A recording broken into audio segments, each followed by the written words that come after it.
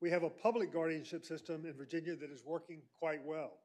Unfortunately, the private guardianship system is not. The state's role in this system is woefully inadequate, given that these guardians are responsible for some of the most vulnerable Virginians.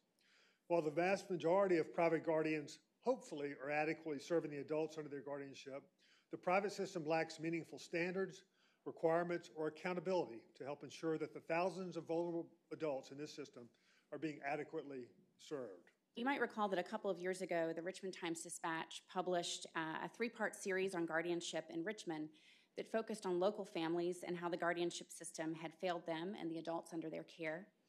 Our study team familiarized itself with those cases, and then we took the approach of examining the adequacy of the system by asking the questions, what are the components of an effective guardianship system? To what extent does Virginia's system consistently and uniformly have these components? And finally, what changes are needed to ensure that adults in the system are protected and their loved ones sufficiently included in the decisions made regarding their care and their well-being? Mr. Chairman, you'll note that the full report has 42 separate recommendations for improving Virginia's guardianship services.